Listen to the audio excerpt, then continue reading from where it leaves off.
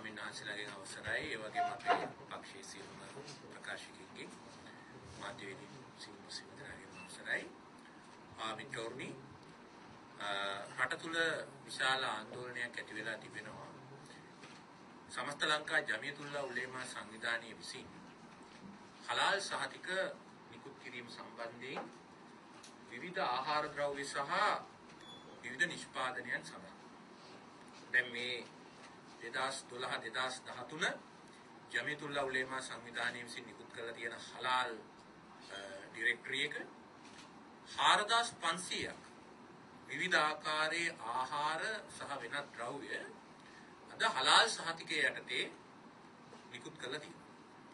පළමුවෙන්ම කියන්න ඕනේ ජමියතුල්ලා උලේමා සංවිධානයේට කිසිම නීත්‍යානුකූල අයිතියක් නැහැ. ආහාර පිළිබඳව හෝ වෙනත් ද්‍රව්‍ය පිළිබඳව හෝ වෙනත් නිෂ්පාදන පිළිබඳව සහතික නිකුත් කරන්න. කිසිම නීත්‍යානුකූල පදනමක් නැහැ. ඒ අනුව මේ සපුරා නීති විරෝධී කටයුත්තක තමයි මේ පිරිස නියැලෙන්නේ. ඒක ස්වේච්ඡාවෙන් කරගත්තට පුද්ගලයෝ ස්වේච්ඡාවෙන් කරගත්තට අපිට ප්‍රශ්නයක් නැහැ. සමහරු හරක් මස් කෑමෙන් වැළකිනවා. සමහරු කන්නේ එළවලු කමනයි මස් කෑමෙන් සම්පූර්ණයෙන් වළකිනවා. මේ වගේ අපි අතර යම් යම් පළපුරුදුකම් තියෙනවා. ඒක ස්වේච්ඡාවෙන් කරගන්න තියෙනවා. ඒ විදිහේ ස්වේච්ඡාවෙන් මේ කටයුතු කරගෙන ගියාට අපිට ප්‍රශ්නයක් නැහැ. ඒ වගේම සිරිලකදී සිරිසැපදී කියලා දේශීය නිෂ්පාදන ගන්නයි ඉන්නවා. විදේශීව නොගන්නයි ඉන්නවා. ඒක කරගත්තට පමණයි. නමුත් මුදල් දීලා විද්‍යාඥයෝ කියන පිරිස යොමු කරලා හලාල් සහතික නිකුත් කරන්න ඕ වෙනත් සහතික නිකුත් කරන්න කිසිම ස්වේච්ඡා සංවිධානයකට අයිතියක් නැහැ. ඒක සම්පූර්ණ නීති විරෝධී ක්‍රියාවලියක්. දෙවෙනි කරුණ මේ ක්‍රියාවලිය කරගෙන යාමේදී මොකද්ද මේ ජමියතුල්ලා උලේමා කරගෙන යන්නේ? මුළු රටේම පමණක් නෙවෙයි ලෝකයේම දැනට රටවල් 40ක පමණ ජමියතුල්ලා උලේමා සංවිධානයේ ක්‍රියාත්මකයි. ලෝකයේම නිෂ්පාදන ක්‍රියාදාමය ඉස්ලාම්කරණය කරගෙන යනවා. දැන් අපි දන්නවා යෝගට් එකක් අපි ගත්තා. මේ මෑතදී යෝගට් ව්‍යාපාරිකයෙක් අපිට හම්බ වුණා. ඒතකොට මේ යෝගට් එකේ කිරි කොහෙන්ද ආවේ? යෝගට් එකට දාන ජෙලටින් කොහෙන්ද ආවේ? යෝගට් එකට දාන රසකාරක කොහෙන්ද ආවේ? වෙන. මේ හැම එකක්ම හලාල් විය යුතුයි. එතකොට මේ එක නිෂ්පාදනයකින් මේක නතර වෙන්නේ නැහැ. පස්සෙන් පස්සට අරන් ගිහිල්ලා සමස්ත නිෂ්පාදන ක්‍රියාදාමයම ඉස්ලාම් ආගමේ මතිමතාන්තර වලට අනුව කිරීම තමයි මේ ජමියතුල්ලා උලේමාලා ලෝකේ පුරාම කරගෙන යන්නේ. මේක පැහැදිලිවම නිෂ්පාදන ක්‍රියාදාමය එක්තරා සුවිශේෂී ආගමකට පමණක් පැවරීමක්. ඉතින් අද තියෙන වර්තමාන සමාජ ක්‍රමයේ යටතේ වර්තමාන නිෂ්පාදන රටාව යටතේ මෙවැනි දෙයක් කිරීම ඉතාම අපහසුයි. මොකද අපි කවුරුත් දන්නා ඉස්සර වගේ නෙවෙයි ඉස්සර නම් අපේ පවුලේ අය ගිහිල්ලා අපි කුකුරේ වැඩ කළා. ඊට පස්සේ ඒක දෙවෙල් මඩුවක් නටලා ඒක ආහාරයට ගත්තා. ජයශ්‍රී මහ බෝධියට කොටසක් පූජා කළා. දළදා මාලිගාවට තව කොටසක් පූජා කළා. ඒ විදිහට බොහොම සරල පහසු විදිහට අපිට පරණ ගොවිතැන කරගෙන යන්න තිබුණා. අනික් බහට නිෂ්පාදනයත් ගමේ කෙරුණි. අද එහෙම දෙයක් නැහැ. අද ගොවිතැනට ගේන පෝර ගේන්නේ කොහෙන්ද? ඒකේ රසායනික ද්‍රව්‍ය හදන්නේ කොහෙන්ද? ඒකට අවශ්‍ය කරන ට්‍රැක්ටර් කොහෙන්ද? ඒකට අවශ්‍ය කරන ඉන්ධන කොහෙන්ද ඉන්නේ කියලා එහෙම සොයා බලන්න ක්‍රමයක් නැහැ. මොකද මේ මුළු ලෝකයේම නිෂ්පාදන ක්‍රියාදාමයේ සමාජගත වෙලා තියෙනවා, ගෝලීයකරණය වෙලා තියෙනවා. ඒ තත්ත්වයේ යටතේදී හැම දෙයක්ම ආගමට අනුකූලව, ඉස්ලාම් ආගමට අනුකූලව, කුරාණයට අනුකූලව, එහෙම නැත්නම් හාදිත් වලට අනුකූලව, එහෙම නැත්නම් ඉස්ලාම් ආගමේ හිටපු පරණ දිවසිවරු කියපු ආකාරයට කරන්න ගියාම වෙන්නේ මොකද්ද?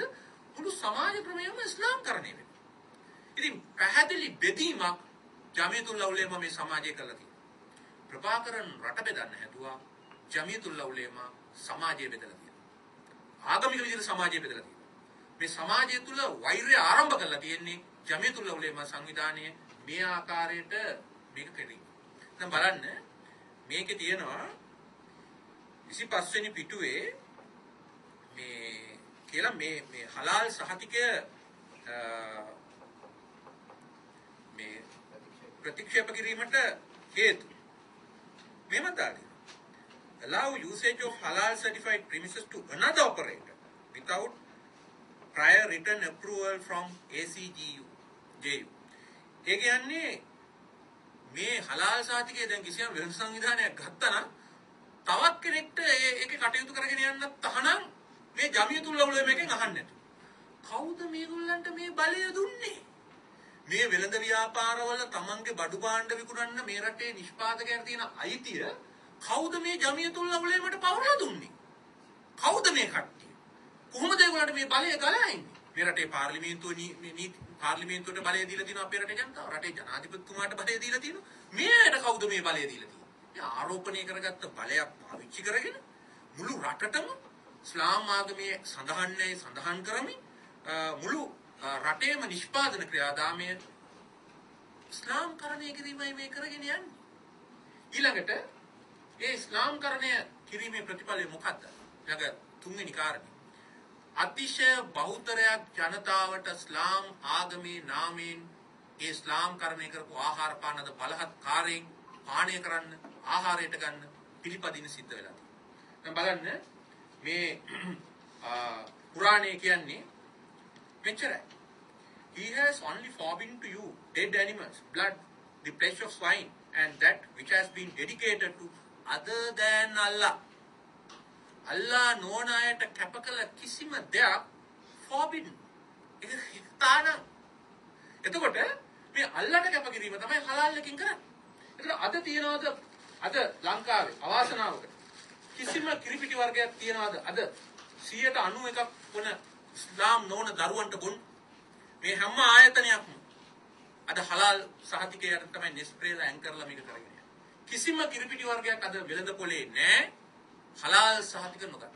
දැන් වැඩි ඕනේ මේ නෙස්ප්‍රේ ආයතනයේ තවත් පියවරක් ඉස්සරහට ගිහිල්ලා ඉස්සර නෙස්ප්‍රේ ආයතනයේ තිබුණා SLS සහතිකය. දැන් SLS සහතිකයත් හැලිලා හලාල් සහතිකය විතරයි තියෙන්නේ. ඒකට මේ ක්‍රියාදාමය තුල මොකද කරලා තියෙන්නේ? ඉස්ලාම්කරණය කරපු දේවල් අද මුළු සමාජයේ 91කට බොන්නලා. අද අපේ ස්වාමීන් වහන්සේලාට කිරි උගුරක් බොන්න මේ රටේ අද තහනම් වෙලා තියෙනවා. අල්ලාහට පුදන කරපු කිරි උගුරක් නේ. මේක ප්‍රජාතන්ත්‍රවාදීද? මේකද ජමියතුල්ලා උලේමා සංවිධානය කරන සාමය සහජීවනයේ මේ රටේ.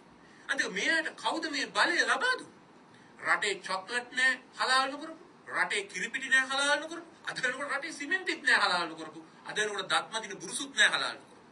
මේ ඔක්කොම ඉස්ලාම්කරණය නොවූ අයට බලහත්කාරයෙන් කවන්න මෙයාට කවුද බලය දුන්නේ? මේක පැහැදිලි බලහත්කාරයක්, පැහැදිලි ප්‍රජාතන්ත්‍රවාදී ක්‍රියාවක්. නිසා අපි කරුණාවෙන් ඉල්ලා සිටිනවා සියලුම නිෂ්පාදන ආයතන වලට බොහොම කරුණාවෙන් ඉල්ලා සිටිනවා වහාම හලාල් නොවන දේ මෙරටේ බෞද්ධ ජනතාවට, හින්දු ජනතාවට, කිතුණු ජනතාවට ආහාරයට ගැනීමේ අයිතියට අත තියන්න එපා කියලා. ඒක වහාම එය කර යුතුයි ලබන සිංහල අලුත් අවුරුද්දට ප්‍රථම නැත්තම් අපටත් සිද්ධ වෙනවා මේ පිළිබඳව බහුජන ක්‍රියාමාර්ග ගන්න. ඒ නිසා අපි බොහොම පැහැදිලිව මේ ආයතන සියල්ලම ඉල්ලා සිටිනවා ආහාර ආයතන සහ වෙනත් ආයතන වලින් මේ රටේ 91ක් වෙච්ච අපෞද්ධ ඒ කියන්නේ බෞද්ධ හින්දු එවැගේම කිතුණු ජනතාවට ආහාරයට ගන්න පුළුවන් දේවල් වහා මේ අය වෙළඳ පොළට නිකුත් නොකළොත් ඒ සම්බන්ධයෙන් අපටත් ක්‍රියාමාර්ග ගන්න සිදු වෙන බව බොහෝම පැහැදිලිව කියනවා. ඊළඟ මේ සහතික නිකන් දෙන්නේ මේ සහතික සඳහා මිලක් අය කරනවා. ඒ මිල එක ගණන්. වර්ෂයකට සැරයක් මේක අලුත් කරනවා. දැන් සමහර ආයතන මේ සහතිකේ අරන් තියෙන්නේ 1,75,000ක්. 4,500 1,75,000 වැඩි කළාම මිලියන් 785ක් වාර්ෂික ආදායම. මිලියන් 785ක් ජමියතුල්ලාගේ වාර්ෂික ආදායම. මේක කොටි සංවිධානයේ ටැක්ස් දැම්මා. කොටි සංවිධානයේ මඩ කලපොට ගිය හැම සිමෙන්ති කොට්ටෙම, හැම අල කිලෝවෙම, හැම හාල් කිලෝවෙම ටැක්ස් එක ගත්තා. ඊළාම් ටැක්ස් එක. දැන් මේ ජමියතුල්ලා උලේම කරලා තියෙන්නේ මොකද්ද? ඉස්ලාම් ආගමේ නාමයෙන් හලාල් ටැක්ස් එකක් දාගෙන අපි හැමෝම. අපිට හලාල් අවශ්‍ය නැහැ. නෑ හලාල් කරගන්න ඕන නම් ඒකට වැඩියෙන් ගෙවලා ඒක කරගත්තට අපි විරුද්ධත්වයක්වත් නැහැ. අපි ලෑස්ති නෑ ජමියතුල්ලා උලේමගේ ටැක්ස් ගෙවන්න. මේ රටේ ජනතාව සූදානම් නෑ ඒකට. ජමියතුල්ලා උලේම ස්වච්ඡ සංවිධානය නම් ස්වච්ඡාවෙන් නම් ඒ දේ කරන්නේ. ඒව ස්වච්ඡාවෙන් කරගත්තට අපිට ප්‍රශ්නයක් නැහැ. කිසිම මුදලක් අය කරලා අපි මත හලාල් ටැක්ස් අය කිරීමට ජමියතුල්ලාට අයිතියක් නැහැ. එය වහාම මේ අරමුදල් ඉවත් කරගත යුතුයි. ඒතරත් නේ අපිට සමහර ව්‍යාපාරිකයෝ දැනුම් දීලා තියෙනවා බල කරනවා කියලා 10% මුස්ලිම්වරු සේවාවට ගන්න කියලා. ඉන්න කරන්නේ මොකක්ද තියෙන අයිතිය? කවුද මේ කට්ටිය? ඊළඟට මේ කොළඹ නගරයේ තියෙන සෑම රෙස්ටොරන්ට් එකකටම ගිහින් කියලා තියෙනවා උරුමස් විකුණනවා නම් උරුමස් තමන්ගේ කුස්සියේ තියන් ඉන්නවා නම් අපි එන්නේ නැහැ ඒවට කියලා. දැන් උදාහරණයක් හැටියට මේ අනික් කයට කතා කරන මේකේ අවසාන පිටුවේ දාලා තියෙනවා 2012 වසර සඳහා හලාල් සහතිකය නිෂ්ක්‍රමණය කළ ආයතනය. එකක් දාලා තියෙනවා පිසා ක්‍රාෆ්ට්. පිට්සා හට් එක. ජෙනට් මේක වෙන්ඩෝල්ලා. දැන් ඊට පස්සේ මොකද කියන්නේ? පිට්සා හට් එකට යන්න එපා කියලා ව්‍යාපාරයක් කරනවා. මැක්ඩොනල්ඩ් එකට යන්න කියලා ව්‍යාපාරයක් කරනවා. මොකද්ද මේ? ඒතර මේ ආකාරයට මේ ව්‍යාපාරික ශිෂ්ට බයවත් ගන්න මොකද්ද ඒගොල්ලන්ට තියෙන අයිතිය? රෙස්ටොරන්ට් වලට ගිහිල්ලා කුස්සි පරීක්ෂා කරන්න කවුද PHI ලා අරගෙන වෙන කාටද මේ බලය දීලා තියෙන්නේ? කොළඹ නගරේ නගර සභාවට අරගෙන වෙන කාටද බලය දීලා තින්නේ රෙස්ටොරන්ට් වලට ගිහිල්ලා පරීක්ෂා කරන්න? දැන් සමහර රෙස්ටොරන්ට් ආයතන මොකද කරලා තියෙන්නේ? ඌරුමස් උයන්නේ වෙනම. ඒතර සෑම තැනකම ඌරුමස් පීරිසිය මිල ඉහළ ගිහින් තියෙනවා. ඒක ඌරුමස් අනුභව කරන්නේ නැහැ මුස්ලිම් ජාතිකයෝ. හැබැයි ඒකේ වැඩි මිල ගෙවන්නේ කවුද? මුස්ලිම් නෝනා. හලාල් ටැක්ස් එකෙන් රට නිදහස් වෙන්න. මේක බොහොම පැහැදිලි මට්ටමේම අපේ ජනතාවට කරපු ප්‍රජාතන්ත්‍ර විරෝධී අභියෝගයක්. වහාම මේ හලාල් ටැක්ස් එක නතර කරන්න ඕනේ. අපි සියලුම ආයතන වලින් කියනවා විවෘත ආහාරයට ගන්න කැමති අයට ආහාර පාන සපයන්න. ඉස්ලාම් ආගම කරන එක කරගෙන ගියාවේ. අපි මේකට තරයේම විරුද්ධයි. මේ ක්‍රියාදාමයේ හලාල් ටැක්ස් එකක් අපේ මත පැටවීම ගැන. ඒ වගේම අපි බොහොම ආදරෙන් කියනවා මේ සමාජයට අපි ලෑස්ති නැහැ මේ අපේ රටේ අපේ අනන්‍යතාවය පාවා දෙන්න. නමුත් මේ සමාජයට බොරු කියන්න එපා කියලාත් අපි බොහොම ආදරෙන් කියනවා. ඔය සමහර මේ ජමියතුල් උලමා ආයතනයේ මුස්ලිම් වියතුන් කියන අය කියලා තියෙනවා අවුරුදු 1500ක් තිස්සේ මේ රටේ මුස්ලිම්වරු හිටියයි. ඒ මුළු 1500 කාලෙම කිසිම විදියකින් මේ රටට විරුද්ධව වැඩක් කළේ නැත. ඒ වගේම බෙදුම් වාදයට කවදාවත් ඉඩක් දුන්නේ නැත වගේ දේවල්. මම ඉතිහාසය අමුතුවෙන් කියන්න ඕනේ නැහැ. මම මතක් කරන්න ඕනේ මේ රටේ LTT සංවිධානය මේ රටේ පෘතුගීසීන් ඇවිල්ලා කෝට්ටේ යුගයේදී මුස්ලිම් ජනතාව පන්නපු වෙලාවේ උදව් කරේ අපි. සිංහල රජුරෝ පළවෙනි සටන පෘතුගීසීන් එක ඇති කළේ කොළොන්නාවේ තිබිච්ච මුස්ලිම් වෙළඳ කබඩාව පෘතුගීසීන් ගිනි තිබ්බා. නැතුව සිංහලයේ පෘතුගීසී අතර කවදාවත් ගැටුමක් තිබුණේ නැහැ. කයිරෝස් පියතුමාගේ ශ්‍රී ලංකාව පිළිබඳ ලියලා තියෙන කෘතිය බොහොම පැහැදිලිව කියලා තියෙනවා මුස්ලිම් වරුන්ගේ ගැටයකට අහු වෙලා පෘතුගීසීන් සිංහලයෝ ගැටුමක් ඇති කරගත්තා. ඒ වගේම අපි දන්නවා ඉංග්‍රීසින්ගේ කාලේ පළවෙනි ඉංග්‍රීසි සිංහල ගැටුම ඇති වුණේ ඉංග්‍රීසින්ට ඔත්තු සපයපු නිසා මුස්ලිම් වෙලෙන්දු. ඒ වගේම වෙල්ලස්ස කැරල්ල මර්ධනය කළේ හාජි නෙයින මරික්කර. ඒ වගේම වෙල්ලස්ස කැරල්ල පරාජයෙන් පස්සේ මොකද වුනේ? මුස්ලිම් ජනතාව ගැන පදිංචි කළා. ඒ වගේම මේක මම නෙවෙයි අෂ්රෆ් අහමදුතුමාගේ හිටපු ප්‍රධාන න්‍යායාචාර්යවරයා මොහමඩ් අනීස් පොතක් ලිව්වා. ලංකාවේ මුස්ලිම් උරුමය ගැන ඒ පොතේ බොහෝ පැහැදිලිව කියලා තියෙනවා. වෙල්ලස්ස පරාජයෙන් පස්සේ ඉංග්‍රීසින් විසින් මුස්ලිම් ජනතාවට මේ සියලු ශක්තිය ලබා දුන්නා. ඒ වගේම ලන්දේසි මේ රටට එනකොට කොළඹ නගරේ එකම මුස්ලිම් වරයෙක්වත් හිටියේ නැහැ. එකම මුස්ලිම් වරයෙක්වත් කොළඹ නගරේ හිටියේ නැහැ. ඒ අයට මේ පහසුකම් ලබා දුන්නේ ඉංග්‍රීසි. ඉතින් ඒ නිසා අපි ඉතිහාසය අමතක කරලා කතා කළ යුතු නැති බව ජමියතුල් උලමට මතක් කරගන්න. බෙදුම් වාදය ගැන කතා කරනවා. අපි ඊටාම ආඩම්බරෙන් කියනවා ඔව් රසික් පරිත් මැතිතුමා, ඩී.බී.ජා මැතිතුමා, ඒ වගේම මාකර් මැතිතුමා 1947 දී එක්සත් ජාතික පක්ෂයේ එකතු වුණා. මුස්ලිම් ලීගේ ඉංග්‍රීසි කතා කරන්නේ නැහැ. හැබැයි තව පිරිසක් මුස්තාපා මහතා, කාර්යප්පර් මහතා, චෙල්ල නායකම්ගේ දෙමළ රාජපක්ෂයේ එකතු වුණා. වෙනම රටක් හදා. ඒ වගේම අද මුස්ලිම් කොංග්‍රසයේ පිහිටවීමේ පුරෝගාමියා වෙච්ච එච්.එම්. අෂ්රෆ් මේ දෙමළ එක්සත් විමුක්ති පෙරමුණේ සම්මන්තුරේ අපේක්ෂක 77 මැතිවරණේ. ඔව් විවෘතවම කිව්වා අමිතලිංගම් දෙමළ ඊළම අතෑරියත් මම දෙමළ ඊළම අතාරින්නේ නැහැ කියලා. සමේ බෙදුම් වාදයේ කිසිම මුස්ලිම් නායකයෙක් හිටියේ නැහැ කියන එක ඉතිහාසය නොදන්න අයට නම් හොඳයි. ඉතිහාසය හොඳට දන්න අපිට මේ කොල කඩා ගන්න එපා කියලා බොහොම ආදරෙන් ඉල්ලනවා. ඒ වගේම දෙමළ ජනතාව පන්නලා දාපු වෙලාවේ යාපනයේ 1990 කවුද රැකවරණය දුන්නේ? අපේ ජනතාව පුත්තලමට අනාථ වෙලා ආපු මුස්ලිම් මිනිස්සු හලාල්ද කෑවේ.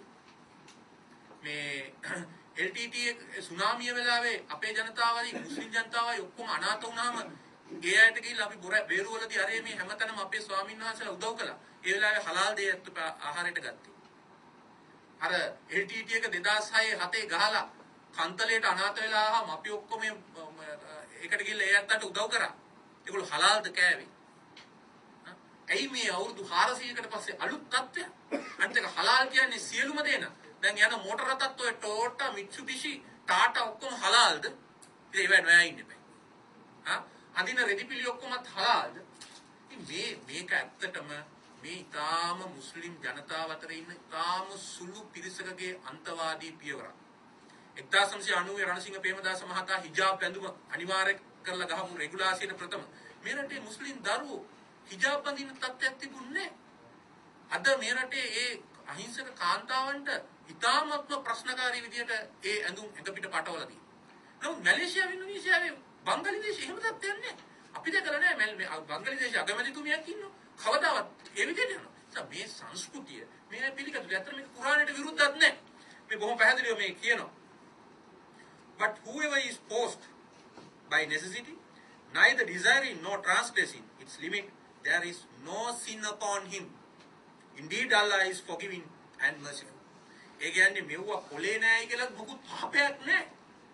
ඒ මොකද ඒ එහෙම ප්‍රශ්නකුත් නෑ. ඒ නිසා මේ අමු මිත්‍යාවක් මේ ජමියතුල් උලමා කරගෙන යන්නේ මේ සමාජය මූලධර්මවාදයට ගෙනියන්න. මුලින්ම ඇඳුම් පැළඳුම් වලින් මේ සමාජය බෙදුවා. ඊළඟට පල්ලියේ යෝධ හොරණාවක් දාලා උදේ පාන්දර ඉඳන් අනික් අයට බලෙන් ඒක අහන්න දීලා ජනතාව බෙදුවා. දැන් ආහාර පාන සහ අනිකුත් දේවල් වලින් ජනතාව බෙදාගෙන යනවා. මේක ඊළඟට කෙලවර වෙන්නේ මේ සමාජයේටම ඒ අර පාකිස්තානයේ ඇෆ්ගනිස්තානයේ තියෙනවා වගේ නීති දාමයක් පැමිණීමෙන් තමයි මේක අවසානයේ නතර වෙන්නේ. ඒ නිසා අපේ දරුවෝ මලාලල වෙනවා දකින්න අපිට ඕනේ නැහැ. අපේ මුස්ලිම් දරුවෝවත් සිංහල දරුවෝවත් මලාලලට වගේ ඉගෙන ගැනීමේ අයිතිය වෙනුවෙන් පාරේ වෙඩි කරනවා දකින්න අපිට ඕනේ නැහැ. ඒ தත්ත්වයට මේ රට ඇදගෙන යන්න ජමියතුල් උලමාට හෝ වෙන කිසිම සංවිධානයකට අපි ඉඩ තියන්නේ නැහැ. ඒ නිසා මේක ආණ්ඩුවේ ප්‍රශ්නයක් නෙවෙයි. රජය කිසි තැනක අනුමත කරලා නැහැ මේ හලහල්ද අනික් ආයතනද කියලා. රජයකට බැහැ ප්‍රමිතිකාරාංශයකට බැහැ ආගමක් ප්‍රමිතිකරණය කරන්න.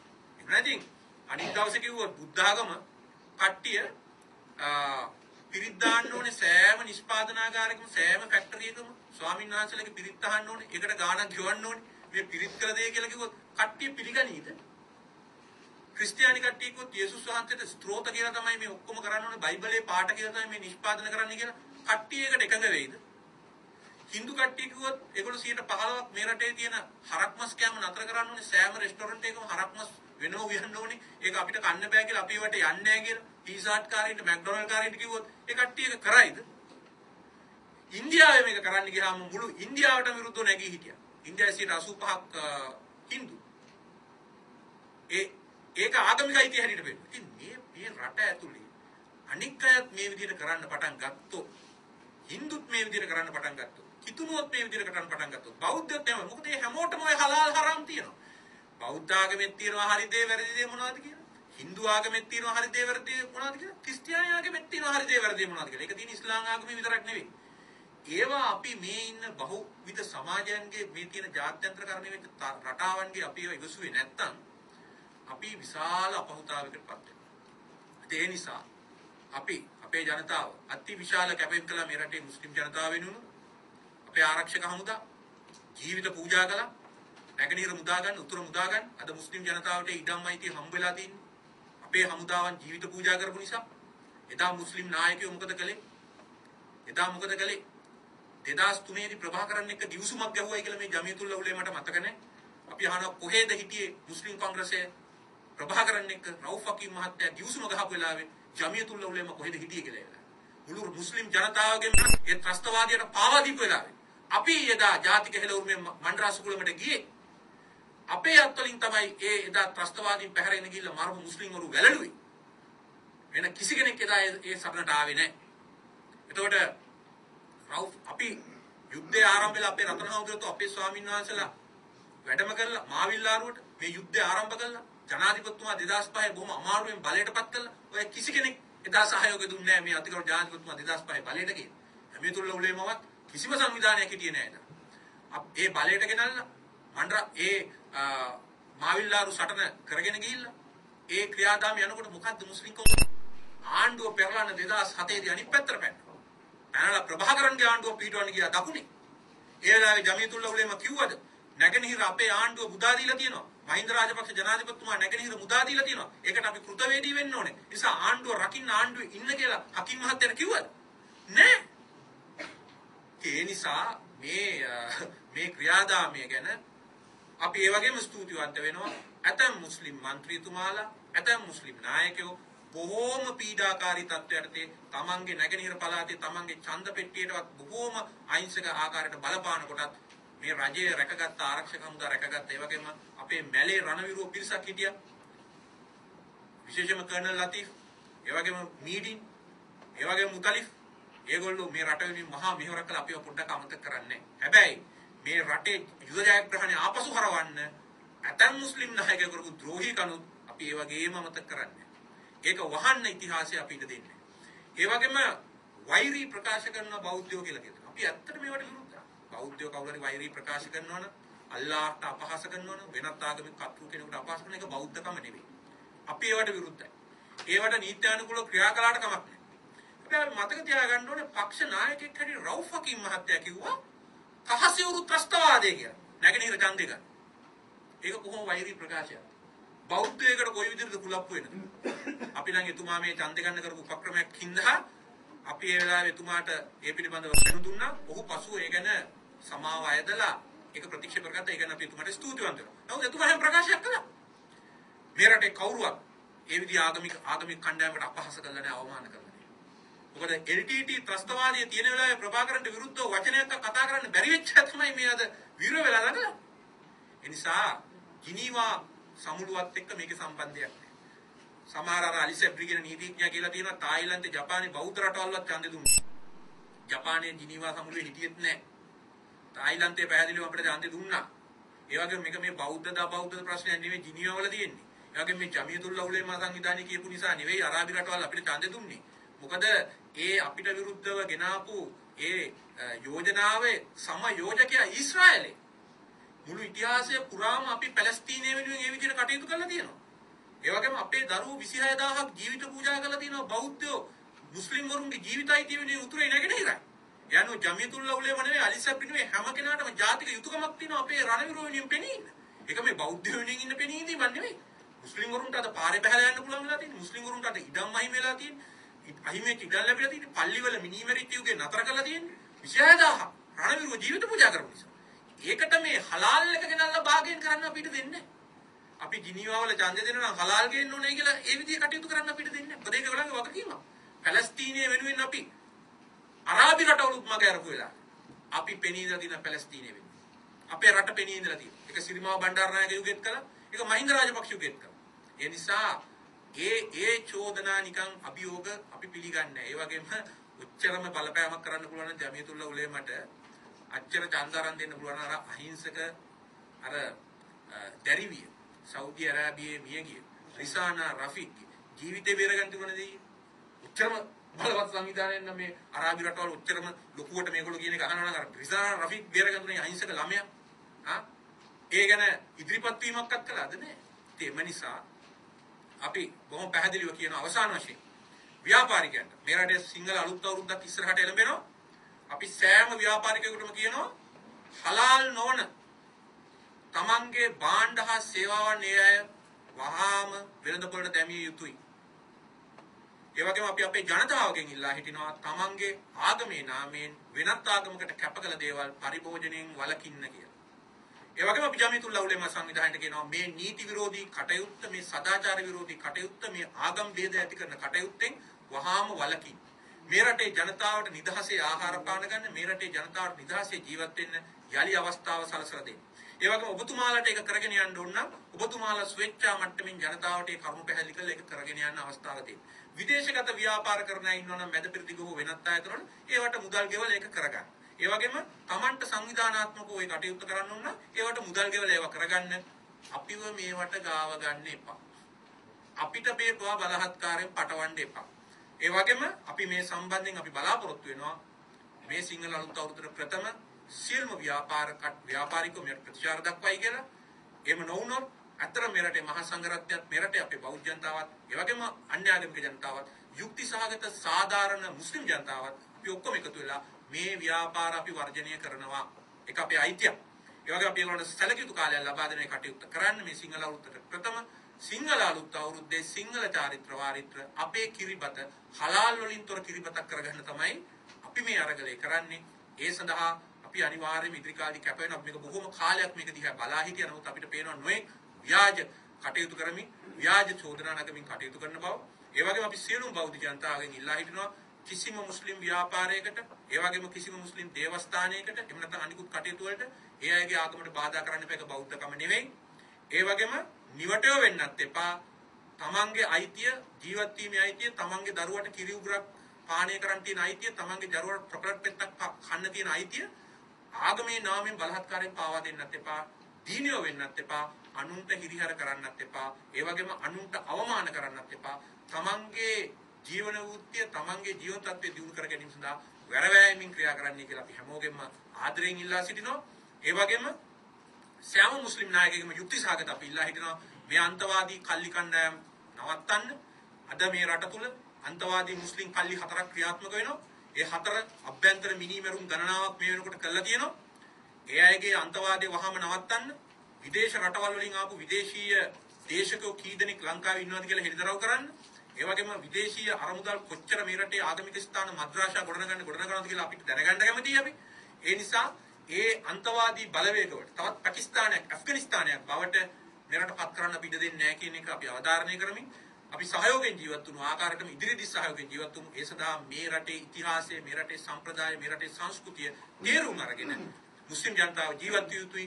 අරාබිය සංස්කෘතිය මෙහෙගෙන උත්සාහ කළොත් අනිවාර්යයෙන්ම ගැටුමක් ඇති වෙන බව තේරුම් අරගෙන කටයුතු කරයි කියලා අපි විශ්වාස කරන ඒ අනුව සියලු දෙනාම ක්‍රියා කරයි කියලා අපි බොහොම කාරුණිකව බලාපොරොත්තු වෙනවා.